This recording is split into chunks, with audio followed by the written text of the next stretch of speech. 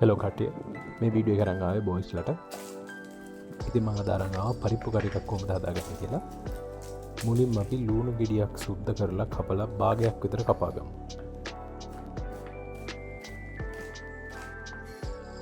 ඊට පස්සේ සාමාන්‍ය ප්‍රමාණයේ සුදු ලුණු බිග් දෙකක් කපලා සුද්ධ කරගමු.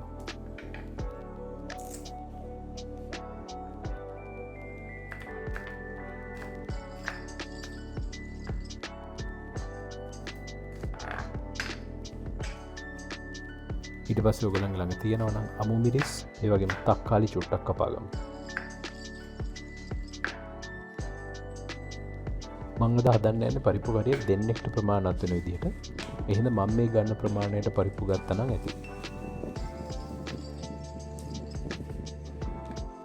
දැන් පරිප්පු ටික හොඳට හොද ගන්න වතුරින් 3 පාරක් විතර.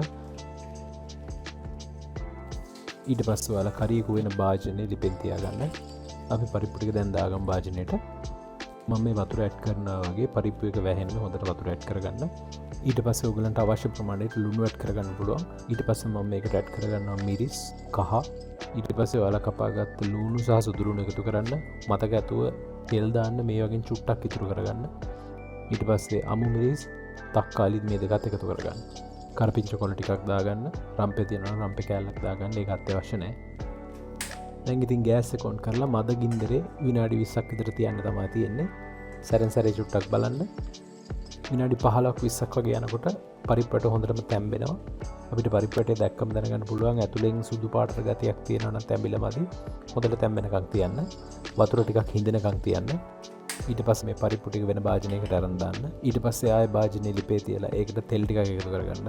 ඊට පස්සේ තෙල් ටික රත් වෙනකොට අබ එකතු කරන්න. තෙල් රත් වෙලාද කියලා දැනගන්න පුළුවන් ක්‍රමය තමයි තෙල් තාච්චුවෙන් දුම් යන්න පටන් ගන්නවා. ගොඩාක් දුම් යන්න දෙන්න එපා. තෙල් එක පිච්චෙනවා. චුට්ටක් දුම් යනවා වගේ දැනෙද්දි තෙල් එක හොඳට රත් වෙලා තියෙන්නේ. ඒකට තමයි එකතු කරගන්න ඕනේ.